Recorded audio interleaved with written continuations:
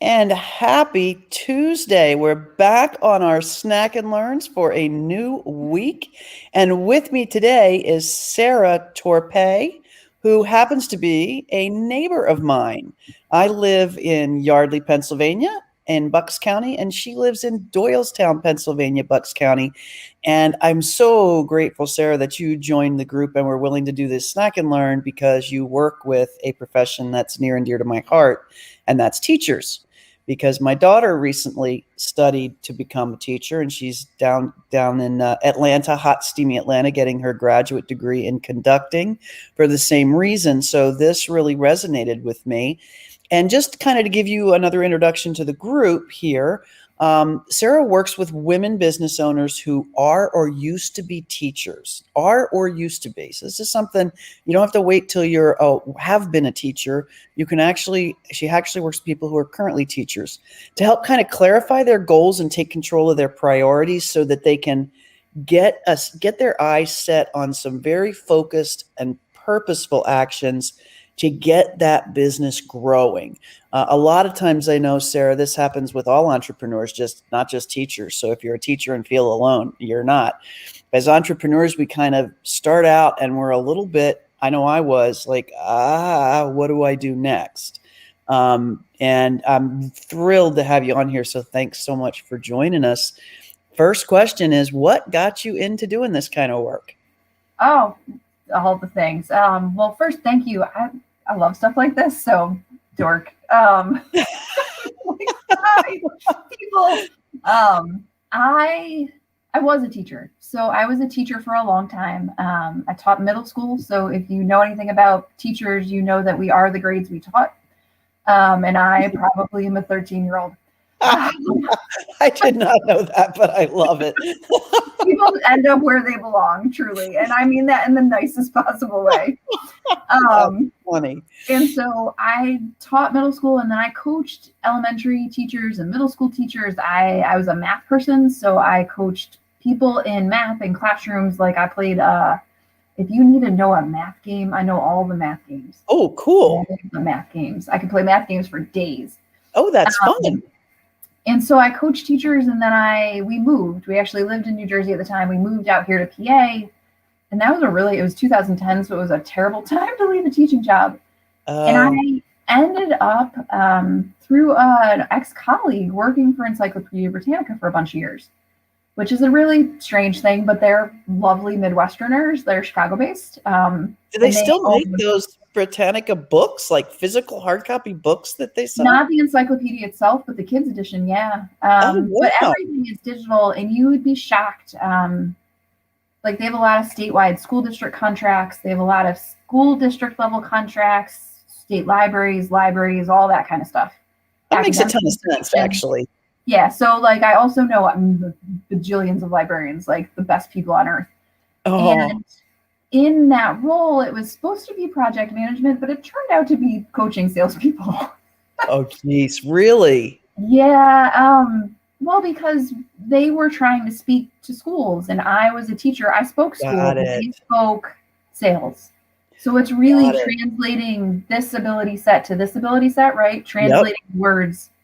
So I did a lot of translation between schools and sales, but also schools and sales and product development, and schools and sales and creation, and all of those kinds of pieces together. Who's the school decision maker? Is it teachers or administration? Most of the time it was like a district level decision. So you're talking head of the library system, or superintendent, or could have been, I've done webinars for all the people.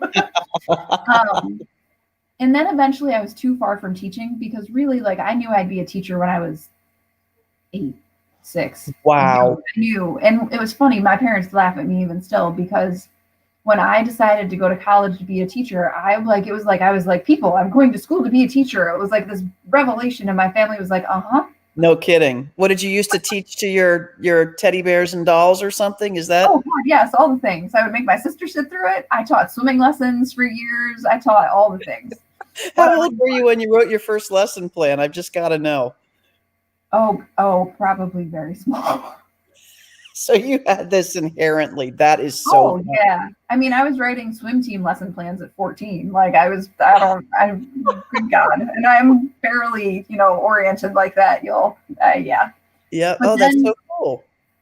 it's fun. And then I was too far from teaching. And actually what I did was leave Britannica and go back to teaching college kids part-time because I had taught at Rutgers for a while. And Okay. now I teach here at Bucks part of the time. And I had started my first business, which is in the education space. It's called Extensions. Mm-hmm. And it's math and critical thinking and problem solving tasks for kids in middle school plus to actually do with families. Like it's partly, and we do have teachers that use it, but it really started out because I had so many friends who are like, I can't do math with my kids in 7th grade. And we're like, no, you can actually. And it doesn't So have you're to teaching the people who have to deal with the dinner table homework. Well, but also it's not so much that as like it can be more interesting than that. It doesn't have to be so boring or Oh so my painful. God. I wish I'd known you, however, 10 years ago. Yeah, because I don't think math should be so boring. Mhm. Like this is a separate soapbox from my regular business, but that's my soapbox. Like you're not allowed to tell people you're bad at math because that's not a thing.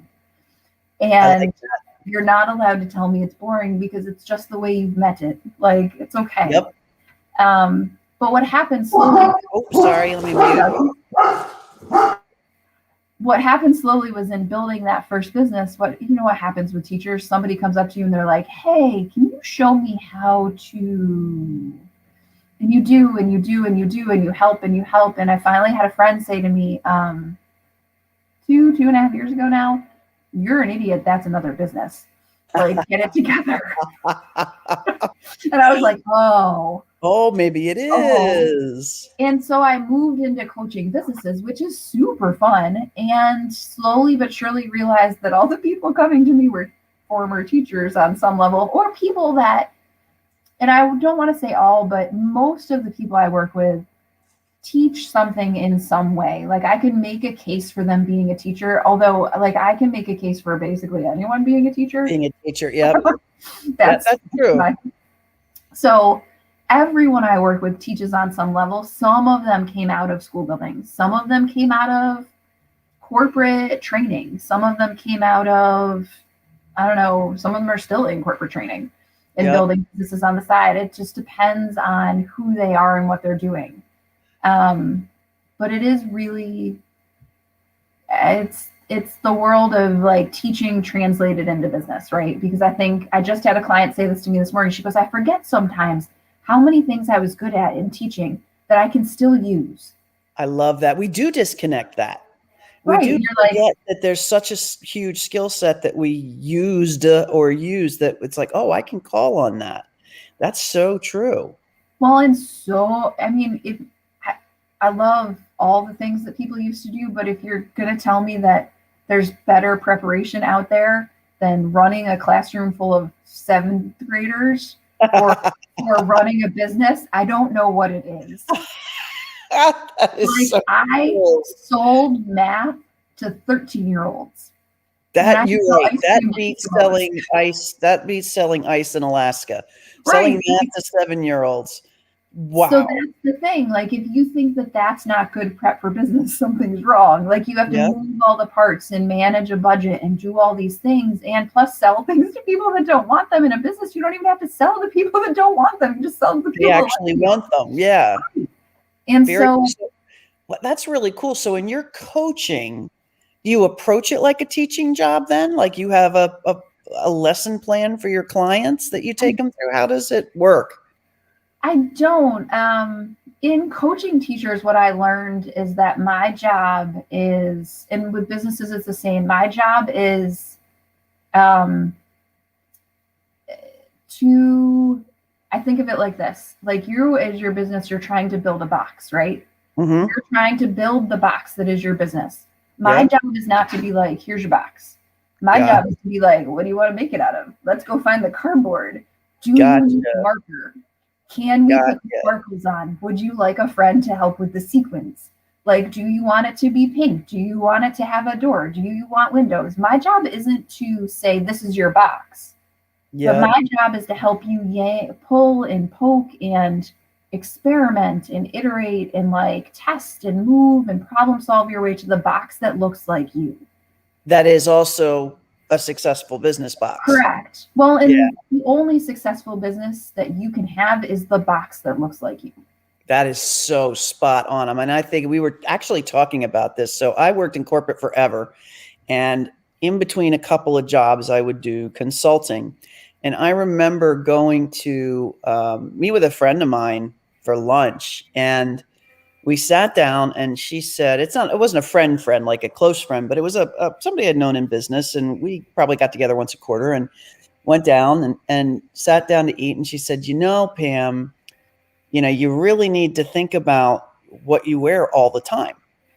And I said, what? Like, it didn't click with me. It was like talking a foreign language.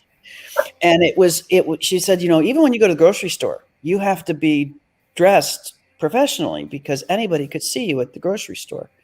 And that was about around the time that conversation happened. I think it might have been the universe talking to me, because that was about the time I started thinking, I don't know that I want to go back into corporate. Mm-hmm. And I had that conversation. I remember not saying anything to her except just kind of, thanks for the advice. But it stuck with me. I'm like, that's just not ever going to happen. I mean, that's how different I am from this thing people always kind of cocked their heads. I never really fit into it. But, and now this is how I approach my business. So it's kind of the boxes. This is what it is. And the right people will attract themselves to that box, and the wrong people won't. But getting comfortable with that was hard. Do you find that something you really need to help coach people on? It is. It's I think two parts of that. It's getting comfortable with what feels like you, and then also getting comfortable with that it might be different from everybody else's. Yeah. Because those are the two sides of this, right? Like for me, I know what feels like me, but that doesn't mean it doesn't sort of stand out to me sometimes as it doesn't look like anybody else's. Mm-hmm. And there is something it's something I talk about with clients a lot, this idea of like being the line leader. It's a very school term. But like the person standing at the front of the line doesn't get the benefit of watching everyone else walk. It's true. It's hard. But it's also hard to be at the back of the line just following along, knowing you're a line leader. Right? Like you can't lead from the back. It's not how it works. So you're gonna be awfully uncomfortable. It's gonna feel weird if your box looks different than everybody else's. But if you're trying to build everybody else's box and it doesn't feel good for you, you're not gonna rest. I don't want to wear fancy clothes to the grocery store. Hell, I don't really actually want to go to the grocery store. Yeah, well, there's that. There's that too. But when I'm going to the grocery store, it's going to be in sweats sometimes. I mean, it's just how I go to the grocery. But pre-COVID, I was a sweats to the grocery store kind of guy. Correct, me too.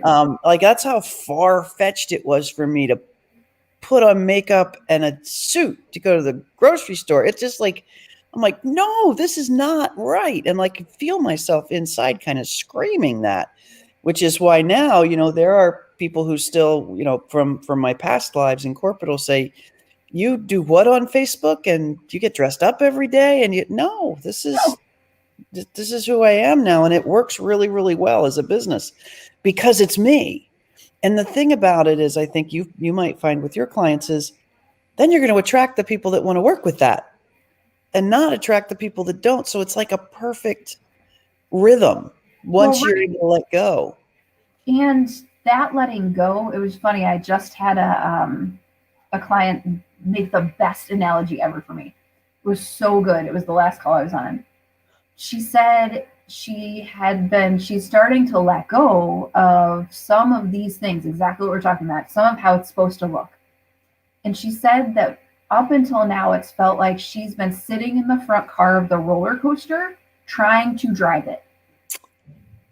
And that doesn't work, right? You can't drive the roller coaster from inside the car. Like, it is what it is. You have to let go. and just enjoy it and be you on the roller coaster. I love but at the same time, she was like, well, I'm afraid there's too far. And I said, you didn't unbuckle your seatbelt. You weren't like, freedom! Jump! You still are like allowed to be you. You're allowed to worry. You're allowed to doubt. You're allowed to wear your seatbelt and be like, safety first, friends. But you don't have to drive the freaking roller coaster. And that's that interesting, like, you can release. Let it go. And people will come, and the more fun you have, more people are going to be like, oh. So true. That the analogy kind of, I love that. I never thought of it that way. What I had always said was, there are times, where it feels like you're on the airport sidewalk walking in the right direction, and you're just taking half the steps and going twice as far.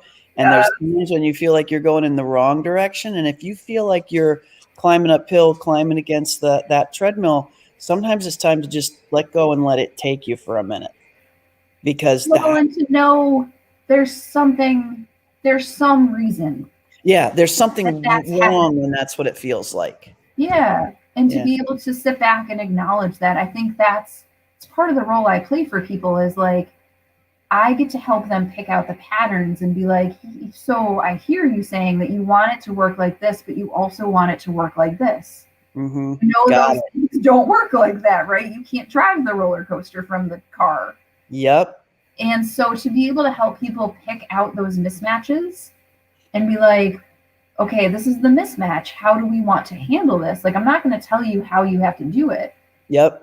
There are times I'm going to make strong suggestions because I'm not afraid of anything, actually. But you have to do what feels right for you. But if you don't know those mismatches are there, what you do is you continue to bang your head on the table. Yep. Nothing should feel 100% like banging your head on the table. That's why so many people leave teaching. Yep. Well, you don't leave something like teaching because you've been banging into the bureaucracy only to go build your own bureaucracy run by you.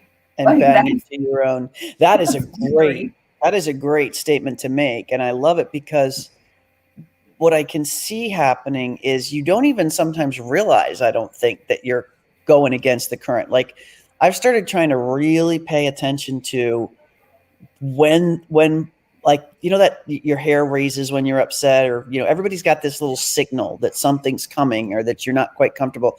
I keep trying to find that signal earlier and earlier in the trigger process. Yeah. And it's been interesting because the piece that comes with going, oh, I don't have to do it that way.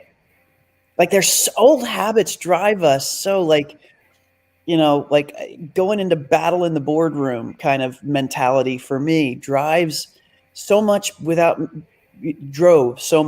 me even realizing it, that now it's like, oh, wait, there's that thing again. What's going on here that I don't want? And then just, oh, we'll let it go. And it's amazing how different it gets when it's early enough in the trigger process. Well, and I think the next shift to that I have been working on, like as a part of that, it's very related, is the step that is, wait, what do I actually want? I like that. Because it's not even like, what do I not want about this? I like that. What is it that I actually want? And does it matter that nobody else is doing it like that, right? Yep. I found myself, it's funny, I had my first vaccination last week. And the next day I was just like slow. And I was sitting here, and I'm generally at my desk till right around 4:30. And about 3:30, I was like, and I was like, come on, Sarah, you can do it. Like, you can do the thing. Like, you have a couple things left to do. Like, come on. And then I was like, but what do I actually want and need right now? Yep. I sat here for a second and I was like, you know what? What I actually want is to go do an easy, like a yoga workout. And what I need is to get up. And I need to not push through this. And you know what? Guess what? I am the boss. And she said it was okay. That is a great question to ask ourselves. I love that as just kind of we're going to have people watching live, people watching in replay, but that's just a great question to ask. What is it that I actually want at any minute of the day? Well, and people are like stopped by it because so often do you really ask yourself that? People are like stopped in their tracks by it because it's like, well, what do you mean? Like, no. Like, what do you actually want in this moment? What does your body want? What do you actually need? And to sit back and be like, oh. Yeah, that is such a cool question. Like, I'm thinking through a couple things that I like wrestled with over the last 3 days. I'm not anything major, just little things that I wrestled with. And if I had just stopped and asked that question, I think I would have done something different. Like, just one of them, just an example here, which has nothing to do with business, is I was feeling that same kind of thing, tired, blah, blah, blah. And I'm like, what do I really want right now? Well, I should take a walk. What do I really want right now? Well, I should do blah, blah, blah. Well, it was Sunday. What do I really want right now? I want to just take a nap and enjoy the Sunday. Sometimes that's the answer. And it's okay. Take the walk later, things. But right then I wanted a nap. Well, and I think I have become very, very attuned to shoulds. I love it. Very attuned to my shoulds, where I'm like, well, but it should be like this. Because my internal, it's funny, we did our kitchen 2 summers ago. Oh, wow. And I love my kitchen, but it is not like anybody else's kitchen. Because I am me. And I have friends that have walked in and been like, oh yeah, this is yours. Like, the next person that buys this is going to be like, what was wrong with her? And it's not anything crazy, but it's very me. And the contractors are people local here I adore. It's like a guy and his dad. They are my favorite people. Oh. But we would work and they would say to me, well, but it's supposed to look like this. This is how it's usually done. And I'd go, who says? Are they going to live here? And they'd be like, well, no. Well, they didn't know what to do with me at first. It took them a while to be like, oh, okay. We don't, but like, I have to give myself that sometimes. We're like, well, I really ought to. I should take that walk. Like, who made that rule, actually? It's a great question to challenge ourselves with early, because I think we do go, well, you have to kind of go through life with patterns and stuff, but sometimes you're actually in a pattern that is not good for you. That's not something you'd like. Like your kitchen now is one you love. Yes. 2 years later. Humans are really good at artificial rules. Yeah. We are excellent at artificial rules. And like, as a teacher, I have a freaking A in artificial rules. Like I have an Olympic medal. I won that. Right? Like I won that sucker. And I actually a couple months ago sat down and was like, okay, wait. If I was going to actually sit down and write the rules for my day-to-day business, what would they be? This is a great exercise. And it was hard. But what a great exercise. One of the things I always ask people to do is, can you give us a tip that people could actually implement tomorrow? And I think what I'm getting out of this whole conversation is a pause. And the leading question is, what is it that I actually want? Just take a minute and ask that in any moment. But the second thing is, what are the rules of my business? What do I want them to be? Well, and like, what am I following that doesn't feel like me? Yeah. Because the internet is noisy, right? The world is noisy. Yes. And there's a lot of like, well, you should do it like this. Well, you should do LinkedIn like that. Well, you should post X times a day. And you have to be on Instagram. I have a lady that messaged me this morning. She's selling me something. She's like, well, but because everyone wants to be a best-selling author with an Instagram. And I'm like, actually, I want neither of those things. So thanks for saying. Like, both of those things make me want to throw up. So please go away. Wrong, everyone. Well, right. And that's so the thing. Like, not this everyone. Not this girl. Like, sitting down to write rules was really interesting. Like, I have them posted, so I'll tell you a couple of yeah, I'm curious. One of mine is that I am able to ask for and give help freely. Like, and what I wrote afterwards is that I am as strong as my ability to know my limits. I constantly expand by asking for and giving help. I love that. And then the other one that I really love is that, where is it? My way is the only way. more me is the only success I can find. I like that. But like For our businesses, that makes so much sense. Yeah.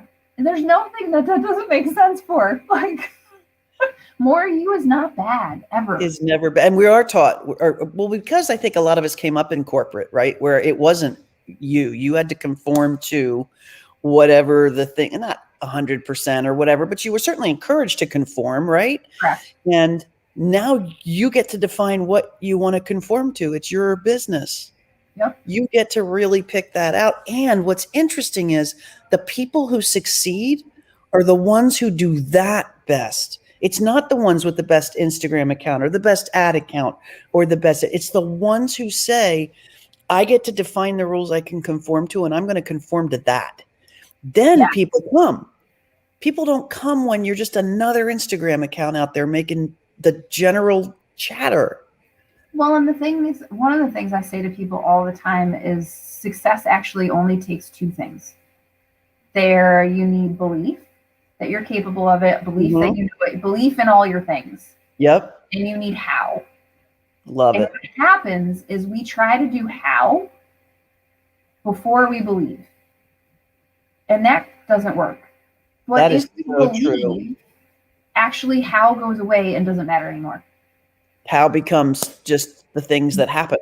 It's just moot because like if I believe 100% and I really do believe that I make a difference for clients, I know that they grow. I believe that I'm capable. I believe in the power of coaching. I believe in all of that. Then like I have a colleague who she only does Instagram. I'm probably not getting on Instagram anytime soon. She and I are both going to succeed. Totally different house. Yep. Doesn't matter. Like I you're not taking from each other at all. Businesses that do it differently, but they all believe. That really makes a ton of sense. And I think everybody here listening to this can test that, because there are things that come easy to you. Pick one or two of those things that have come easy to you. And I bet you'll find Sarah's statement to be completely true. You believed you could do it before you figured out how to do it. And like, I know, I mean, even just something as simple as weight loss. Like for years, I knew all the hows to lose weight. I know exactly how to lose weight, know what to do. But I didn't actually start to lose weight until I believed I could. And then all the hows went out the window. I've got some weird ass combination of 800,000 hows on how to lose weight that I'm using, that anybody who had a degree in anything would look at me and go, that's insane. But it doesn't matter. I don't need that now. It's just happening. And everybody listening to this, I mean, that would be cool. And drop it in the comments here. What's something you achieved really well? And is it true that you believed you could do it before you figured out how you could do it? And if you can do it for that thing, it's a matter of getting the belief in place for any of those things we want to do. Oh my God, that's exciting. Well, and it's like transferable, right? Because we forget that, like, I use the example a lot, like when we go to do something new, it's just a skill we're doing a different way. It's like I drive a very fancy minivan, not very fancy minivan, drive a minivan. I am that girl. I drive a minivan. Kids, I have dogs, we are. I drive a minivan. And if somebody came to me tomorrow and they were like, here is your Maserati, I wouldn't be like, oh, sorry, I don't know how to drive that. I drive a minivan. It's not like a new car doesn't mean I don't know how to drive. I'd be like, cool, leave it in the driveway, take the minivan. I love that. It's the same skill set. Right. We just transferred it. You weren't like, oh gosh, no, I don't know how to drive a car with 2 doors. Or I don't know how to drive a blue car. Yep. Like, or a fast car. Or that is a great analogy. I love that. And that just hit me as something that's so, I've thought about this in other things before, but it just hit me so hard right now that anything we achieve is exactly what you said. It's don't do how and then believe in it, because that's not going to work. Believe you can do it. And then guess what? You don't have to worry about the how. The how will appear, but you don't have to actively think about the how, because it'll appear. Well, and you'll probably do all the hows. Yeah. Right? Like, who cares? Some of the hows are going to work for you and some of them are not. Like, whatever. Right. We all fail a lot. my son and my husband are big baseball people. My son will be 7, and he's like a little diehard baseball freak right this second. Oh. But like, think about, if you know anything about baseball, think about the top baseball players every year hit 4 out of 10. Mm-hmm. Yep. And somehow I have to get 10 out of 10. Yeah. Like, you have to get 10 out of 10 for everything to work. I have to hit 1,000%.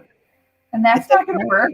But he's allowed to hit 400 and get like $60 billion. Yep, exactly. And the other cool thing about this is it just opens up avenues for you, because trying to figure out the how before believing you can do it is almost procrastination now, in my mind. Oh, yeah. I just made that where leap. you like, stop. Well, am I going to do A, B, C, D, or am I going to do C, A, B, D? Who cares?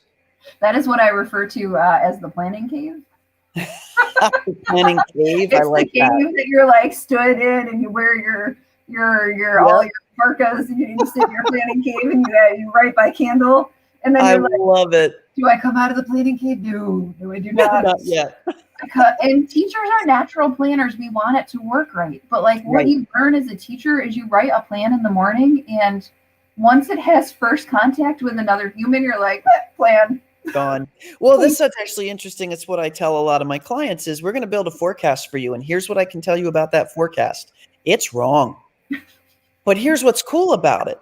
As we move through the months and learn more and more and more about what's going on, it's going to get better and better. But there's still going to be things that are going to surprise us. It's not ever going to be, you're not ever going to be able to look at a forecast and go, oh, that's my numbers. I don't even need to actually earn it now because that's going to happen.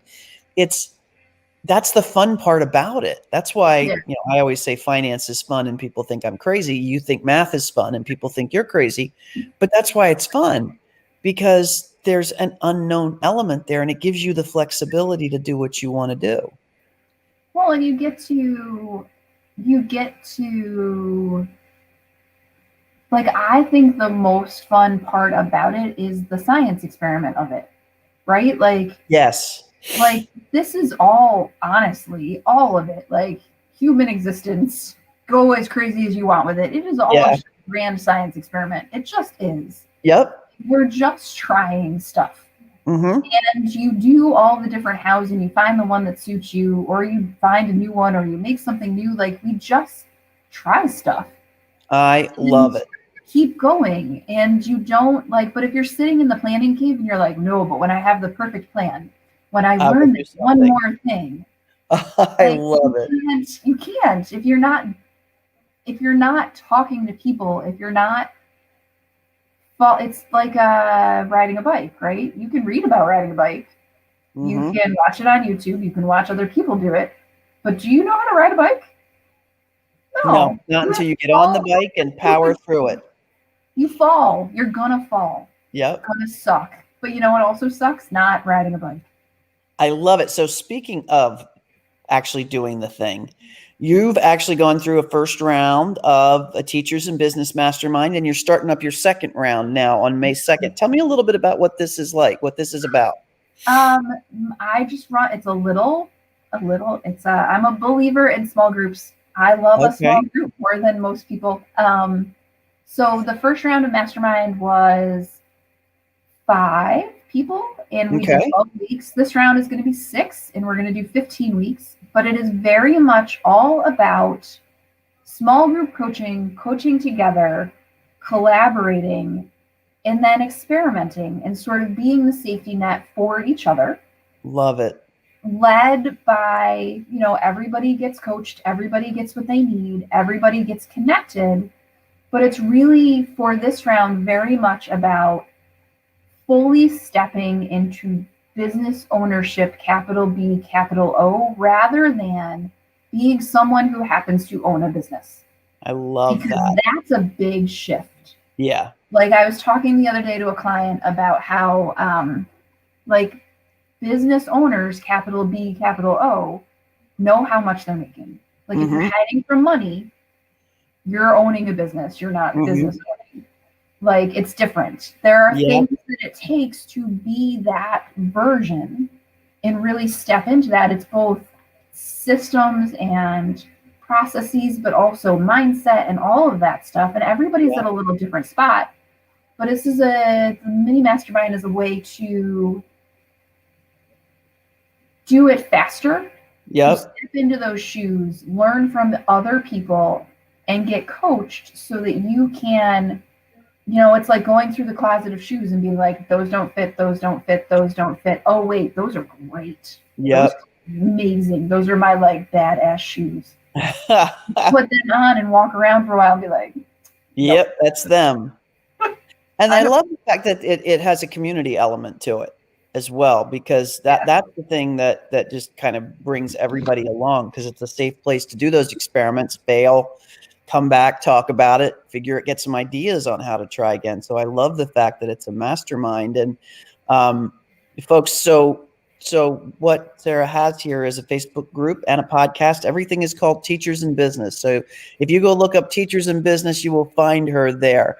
If this is a mastermind you might be interested in, and I'm really can't wait to hear how this progresses and check back in with you at the end of the 15 weeks. Yeah. Because I'm curious kind of how it evolves. And it just sounds like a really neat place to have people really do this, but do it in a community. And that's kind of the nice thing about the mastermind piece. It is. And it's really meant to like scaffold people. I think what happens is, in business, we feel like if we are the business owner, we are by ourselves. We are doing it alone. We are in charge, therefore we should know how to do all the things.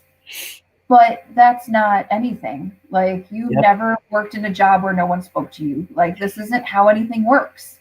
Right. And this is like collaborative community, built to be collaborative community. Like I know how to do that. That's one of the things I have, the teaching skills.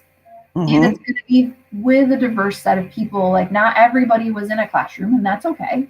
Mm-hmm. That's great, because we come from all our versions of experience. We get to feed on that and use it to forward everybody's stuff. Because honestly, in the end, it's really about growing the thing you love, making money in it, and reaching the goals you're trying to get. Like when we come down to it, it's really practical.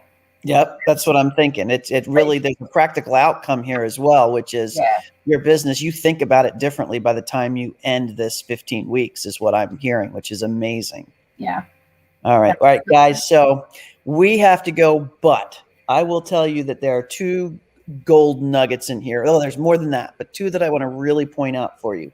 One is that recognize that before any goal you've achieved, you've believed it before you figured out the how, and just apply that to anything else that you're challenged with today. And that was a game changer for me, that statement for you. And then the second is, think about at any point in time when you start to feel that bubble of, am I happy with what's going on here? Ask yourself the question, what is it that I actually want? What do I actually want in this moment right now? And even a more broad question, what is it I want from this business? So this is meant to be you. And the message I get from hearing you is just make it you, because it's meant to be you. Well, and like the base level thing to all of this is like, everybody's capable. Love it. Like you're capable. And yes, the world is going to tell you need proof before you can believe it. And that's crap. Quite honestly. Amen. It's the opposite of belief, actually. It is. And like, if you trust yourself and you know it's going to work out, it's going to work out. And it sounds like an oversimplification, but it's just not. Desperately simple. It's just that easy. It's just not. I know it inspired me today. So that's for sure. Thank you so much for jumping on. I know people are going to get a ton out of this, folks. If you have questions or you want to follow up with Sara, drop them in the comments below. I'll be glad to tag her, as will my staff be glad to tag her. It's a dog. UPS. Hang on just a sec. Hey guys, really? That's enough. It's just a present for me. There we go. Well, and really, like, thank you. I'm so glad to be able to do this with you guys. I'm so glad to be here, and I appreciate it so much. I will tag you if any questions show up down here. And that your dog has not moved with all the racket my dogs have made is incredibly impressive. That's my, but I have a 9-month-old puppy and a 15-week-old puppy, and they destroy each other. And so now they're exhausted. So they're both in here, but they spent the morning beating the crap out of each other. Got it. What kind of puppies did you get? Because we've got one coming on Saturday. She is a pit mix rescue, and that one is, they say boxer mix, but I don't really think it. They have worn each other out. Yes. What are you getting? Congratulations. What's that? What are you getting? This one is a Westie. So now we have a rescue, what they call designer breed with the Bernedoodle, and then we'll have a purebred Westie. I had Westies as kid forever. Yeah. So he's going to be the little, I can picture it already. He'll be the little sergeant with these two bigger dogs. The troop leader. I've never had a Westie that didn't rule the roost. So it'll be interesting to see. If like, I am the boss. Mm-hmm. The littler they are, the stronger they are. I can't have a Facebook Live without talking dogs. So awesome. Well, thank you so much. Everybody have a great Tuesday. We'll be back Wednesday and Thursday with Facebook Lives as well. And Tally and Diego say so long. See ya.